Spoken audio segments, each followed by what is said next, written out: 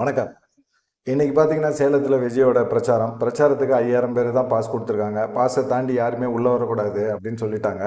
புருஷ ஆனந்தன் சொல்லியிருந்தாரு, காவல்துறையும் கட்டுப்பாடு அதிகமாக வச்சுருந்தாங்க. ஆனால் அதிக அளவில் கும்பல் எப்படி உள்ள வந்தாங்க அப்படிங்கிறது தான்.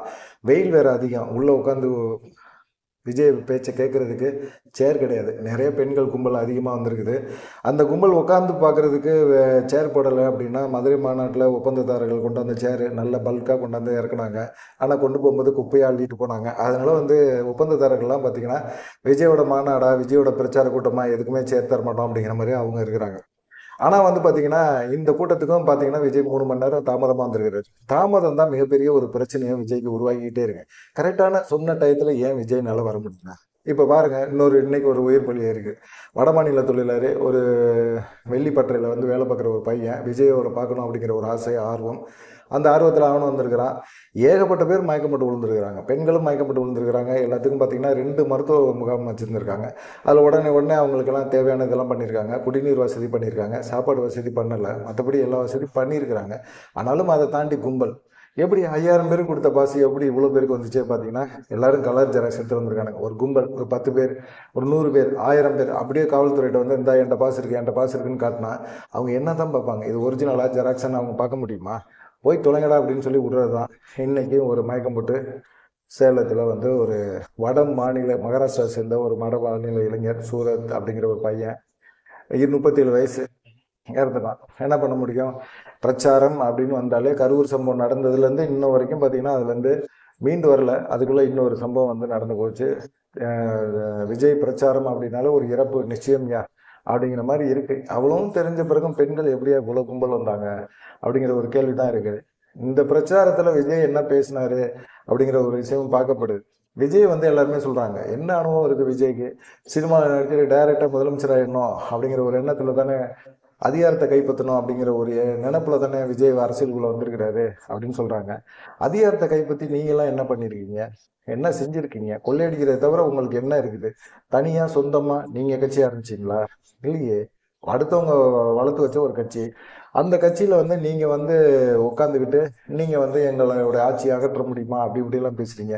இதெல்லாம் ஏற்றுக்க முடியுமா? என்னை போல ஒரு சொந்தமாக ஒரு கட்சி ஆரம்பிச்சு அட்லீஸ்ட் 1% வாக்காது உங்களால் வாங்க முடியுமா அப்படிங்கிறத விஜய் கேட்டிருக்காரு. உங்களுக்கு தெம்பு இருக்குதா, திராணி இருக்குதா அப்படின்னு கேட்டிருக்காரு.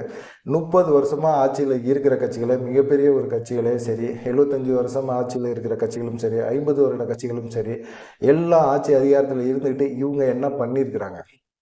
ஒன்றுமே பண்ணலை. தனியாக அவங்களால களத்தில் நிற்க முடியுதா? 75 வருஷம் எங்களுக்கு பாரம்பரியம் இருக்குது எங்கள் கட்சிக்கு அப்படின்னு சொல்கிறீங்கல்ல. 50 வருஷம் எங்கள் கட்சிக்கு இருக்குது அப்படின்னு சொல்கிறீங்கல்ல.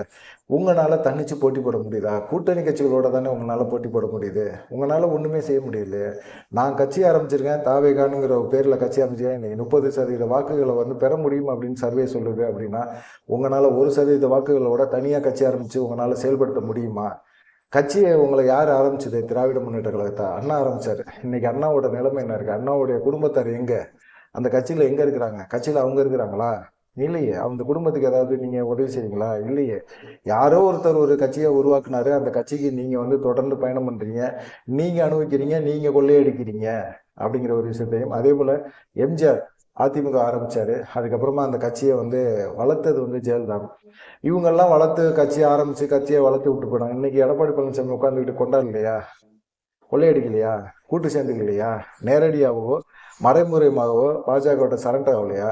நேரடியாக எடப்பாடி பழனிசாமி சரண்டர் ஆகிருக்காரு அப்படின்னாலும் மறைமுகமாக திமுகவும் சரண்டர் ஆகி தான் இருக்குது அப்படிங்கிற மாதிரி சொல்கிறாரு. இந்த மாதிரி மக்களை நேசிக்கக்கூடிய ஒரு நல்ல குணம் யார்கிட்ட இருக்கோ மக்கள் கண்டிப்பாக அவங்கள ஏற்றுக்குவாங்க. எங்கள்கிட்ட அந்த நல்ல குணம் இருக்குது. எங்கள் கையில் ஆட்சியை கொடுத்தா கண்டிப்பாக சிறப்பாக நடத்துவார். 2 திராவிட கட்சிகளுக்கும் மாற்று இவர் தான் அப்படிங்கிற ஒரு எண்ணத்தில் இருக்கிறாங்க. அதனால் பார்த்தீங்கன்னா நாங்கள் ஆட்சியில் வருவோம், அதில் நம்பிக்கை இருக்குது எங்களுக்கு அப்படின்னு சொல்கிறார்.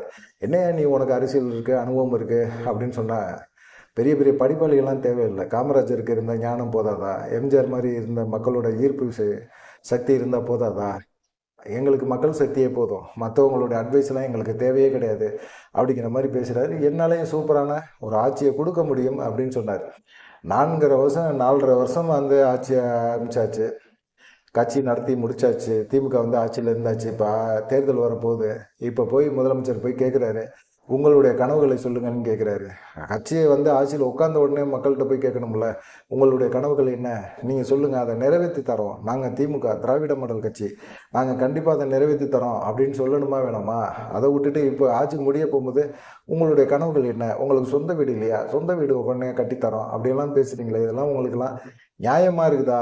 அப்படிங்கிற மாதிரி சொல்கிறாரு. 2019, 21, 24 இந்த 3 தொகுதியிலும் 3 தேர்தலையுமே மக்கள் உங்களை வந்து நம்பி உங்களுக்கு வாக்கு அளித்தாங்க. அந்த மக்களுக்கு நீங்கள் என்ன பண்ணியிருக்கீங்க அப்படிங்கிற ஒரு கேள்வி தான் இருக்குது. அந்த மக்களுக்கு இது வரைக்குமே பாதுகாப்பு இருக்குதா? பாதுகாப்பே இல்லையே. திமுக ஆட்சியிலையும் சரி, அதிமுக ஆட்சியிலையும் சரி, மக்களுக்கு பெருமளவில் பாதுகாப்பே இல்லை. என்ன அவுட் ஆஃப் கண்ட்ரோலில் போயிடுச்சு. டெல்லி நீங்கள் தான் திமுக ஆட்சியில் வந்து எல்லாமே அவுட் ஆஃப் கண்ட்ரோல் தான் அப்படின்னு சொல்கிறாரு. என்ன எதில் அவுட் ஆஃப் கண்ட்ரோல்? சட்டம் ஒழுங்கில் அவுட் ஆஃப் கண்ட்ரோலு, பெண்கள் பாதுகாப்பில் திமுக அரசு அவுட் ஆஃப் கண்ட்ரோலு, இளைஞர்களுக்கு வேலைவாய்ப்பில் திமுக அவுட் ஆஃப் கண்ட்ரோலு, மொத்தத்தில் இந்த ஆட்சியே வந்து அவுட் ஆஃப் கண்ட்ரோலில் தான் இருக்குது அப்படிங்கிற மாதிரி ஒரு குற்றச்சாட்டை வச்சார். ஆனால் வந்து பார்த்திங்கன்னா இப்போது விஜய் பேசுகிறது இங்கே வந்து இந்த சைடு விஜய் ஒரு சைடு பேசிகிட்டு இருக்கார், திமுகவையும் அதிமுகவையும் அட்டாக் பண்ணி பேசிகிட்டு இருக்காரு. இந்த சைடு மயக்கப்பட்டு விழுந்துட்டு இருக்காங்க. கரூர் சம்பவம் போல தான் நடக்குது. அங்கேயுமே மயக்கப்பட்டு விழுறாங்க, உடனே மருத்துவம் தூக்கிட்டு போகிறாங்க, அவங்களுக்கு தேவையான இதை செஞ்சு விடுறாங்க. தண்ணி வசதி இருக்குது, அதுவும் தேவைக்கு அதிகமாக இல்லை, தேவைக்கு குறைவாக தான் இருக்குது தண்ணியும் அவங்களால சரியாக குடிக்க முடியல. என்ன பண்ணுறதுன்னு தெரியல. இந்த மாதிரி சமயத்தில் இங்கே இப்படி ஒரு விஷயங்கள் நடக்குது. ஆனால் அவர் தொடர்ந்து வந்து திமுக, அதிமுக, பாஜக இந்த மாதிரி கட்சிகளை வந்து அட்டாக் பண்ணி பேசுறதுல மட்டும் குறியாக இருக்கிறார். வெயில் அதிகமாக அடிக்குது. இவர் ஏசிலே உட்காந்துட்டு வந்துடுறாரு. ஏசியில் உட்காந்துட்டு ஏசியில் வந்துட்டு அப்படியே ஜாலியாக பேசிட்டு அவர் போயிடுவார். அப்புறமா ஏசியில் உட்காந்துருவார். இந்த மக்கள் இருக்காங்கல்ல, அவ்வளோ கும்பல் வந்துச்சுல, அந்த மக்களை என்ன பண்ண போகிறாங்க அப்படிங்கிற மாதிரி இருக்குது. ஆனால் இதை பற்றி அவருக்கு கவலையே பட்ட மாதிரியே தெரியல. இந்த இடம் வந்து தெரியாமல் இருக்குமா அப்படின்னு தெரியல. ஒரு சம்பவம், கரூர் சம்பவம் நடந்திருக்கு. எதுக்காக பக்கத்து மாவட்டங்களில் இருக்கிற ஆட்களை, நிர்வாகிகளை எல்லாம் வர சொல்கிறீங்க? 5000 பாசை கொடுத்துட்டு எதுக்கு இவ்வளோ உங்களை கொண்டு வரீங்க? விஜய்க்கு மாசு இருக்குது, எல்லா கட்சியும் ஒத்துக்கிறாங்க. விஜய்க்காக மக்கள் செல்வாக்கு இருக்குது, ஒத்துக்கிறாங்க. எதுக்காக நீங்கள் வந்து இப்போ உயிரிழப்புங்கிற ஒரு விஷயத்த வந்து தொடர்ந்து கொண்டு வரீங்க? அதுதானே மிகப்பெரிய ஒரு சங்கடத்தை ஏற்படுத்துது. ஒரு சமயம் பட்டாச்சு, 41 உயிரிழப்பு இழந்து போச்சு. இப்போ வட மாநிலத்தை சேர்ந்த இளைஞனும் இறந்து போயிட்டான் அப்படின்னா நாளைக்கு இது வந்து மிகப்பெரிய ஒரு பிரச்சனையாக எதிர்கட்சிகள் எல்லாமே எடுத்து பேசுவாங்களா மாட்டாங்களா? பேசுவாங்கல்ல. ஏன் இப்படி பண்ணுறீங்க அப்படின்னு சொல்லிட்டு இவர் இந்த சைடு யோசிச்சுட்டு இருந்தா, இவர் இந்த சைடு மக்கள் சந்தோஷமாகவே இல்லைங்க அப்படிங்கிறாரு. விவசாயிகள், மீனவர்கள், தொழிலாளர்கள், தூய்மை பணியாளர்கள், அங்கன்வாடி பணியாளர்கள், செவிலியர்கள், மருத்துவர்கள், மாற்றுத்திறனாளிகள், அரசு ஊழியர்கள், ஆசிரியர்கள், இடைநிலை ஆசிரியர்கள், பகுதி நேர ஆசிரியர்கள் அப்படின்னு சொல்லி பலரும் வந்து போராட்டத்தில் தான் இருக்கிறாங்க. திமுக அரசில் யாருமே சந்தோஷமாக இல்லை. உங்கள் ஆட்சியில், திமுக ஆட்சியில் சந்தோஷமாக மக்கள் இல்லை. அப்படி இருக்கும்போது நீங்கள் எப்படி வந்து மக்கள் சந்தோஷமாக இருக்கிறாங்கன்னு சொல்கிறீங்க? இன்றைக்கி 5000 ரூபா போட்டார்ல, நீங்கள் வந்து இந்த மாதிரி பிரச்சனைகள்லாம் பண்ணுவீங்க, இந்த மாதிரி செயல்பாடுகள்லாம் செய்வீங்க அப்படின்னு சொல்லியிருந்துச்சுன்னா மகளிர் உரிமை தொகையை வந்து இன்றைக்கி 3 மாதத்துக்கு சேர்த்து போட்டு விட்டார். சேர்த்து போட்டு விட்டு மே மாதத்துல தான் இந்த வாக்கு லிஸ்ட்லாம் எண்ணுவாங்க. அந்த மாதத்துல கொடுக்க முடியாது. அதனால சிறப்பு ஓய்வூதியம் இந்த இன்னொரு 1000 ரூபா எக்ஸ்ட்ரா இப்படி 3 மாதத்துக்கு 1000 ரூபா, பிப்ரவரி, மார்ச், ஏப்ரல் வரைக்கும். மே மாதத்துக்கு 2000 ரூபா. திரும்ப திமுக ஆட்சிக்கு வந்தால் 2000 ரூபா உங்களுக்கு உரிமை தொகை உண்டு போங்க அப்படிங்கிற மாதிரி போட்டு விட்டார். இன்னைக்கு காலையிலேருந்து பெண்கள் மத்தியில் அவ்வளோ பெரிய கொண்டாட்டமாக இருக்குது. நீங்கள் என்ன தான் திமுக திட்டுங்க, திமுகவை பேசுங்க, ஒன்றுமே பிரச்சனை கிடையாது அப்படிங்கிற மாதிரி திமுக வந்து இந்த விஷயத்த பண்ணியிருக்கிறாங்க. இது வந்து என்னென்னா எதிர்கட்சிகளுக்கு எல்லாத்துக்குமே மிகப்பெரிய ஒரு ஆச்சரியம். எப்படி இது வெளியே தெரியாமல் போச்சு? வெளியே யாருக்குமே தெரியாது.